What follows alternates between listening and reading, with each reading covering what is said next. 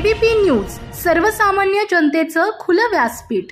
चोपडा विधानसभा मतदारसंघात उद्या होणाऱ्या मतदानासाठी 337 मतदान केंद्रावर 1800 कर्मचाऱ्यांची नियुक्ती करण्यात आलेली आहे। त्या मतदान केंद्रावरील पथकांना मतदानाचे साहित्य वाटप करण्यात आलेले आहे। 1800 कर्मचाऱ्यांसोबत 38 सेक्टर ऑफिसर यांची नियुक्ती करण्यात आलेली आहे। 30 महामंडळाचे बसेस, 14 स्कूल बस, 110 क्रुझर या वाहनांमार्फत कर्मचाऱ्यांना मतदान केंद्रावर पोहोचवली आहे। अगदी शांततेत कर्मचाऱ्यांना साहित्य वाटप करण्यात आलेले आहे।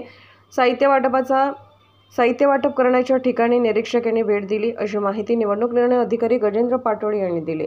10 चोपडा विधानसभा मतदारसंघांतर्गत आजच्या या सार्वत्रिक निवडणुकीसाठी ह्या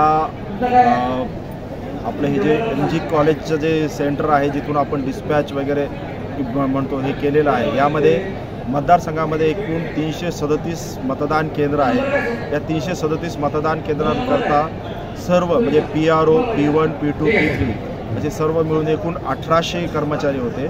या सर्व 1800 कर्मचाऱ्यांवर एकूण 38 सेक्टर ऑफिसर्स दिलेले आहेत। अशा ह्या 38 सेक्टर ऑफिसर्स आणि एकूण 1800 कर्मचाऱ्यांकरता आपण द्वितीय प्रशिक्षण घेतलं आणि प्रत्येकाला साहित्य वाटप केलेलं आहे। साहित्य वाटप करत असताना प्रत्येकाने इथे साहित्य तपासून घेतलेलं आहे। तपासल्यानंतर ते आपल्या वाहनांमार्फत तिथे आपल्या केंद्रावर रवाना झालेले आहेत। वाहनांची व्यवस्था म्हणाल तर आपण 30 SD महामंडळाच्या बसेस ठेवलेल्या होत्या।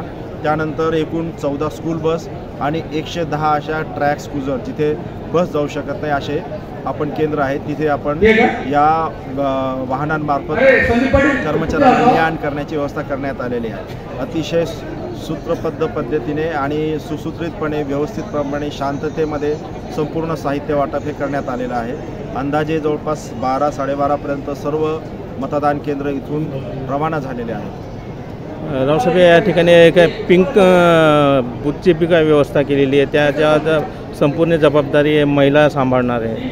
हो, आयोगाने ठरवून दिल्याप्रमाणे काही महिला संचालित असे 2 मतदान केंद्र आपण इथे ॲक्टिवेट केलेले आहेत। चोपडा तालुक्यामध्ये, चोपडा शहरामध्ये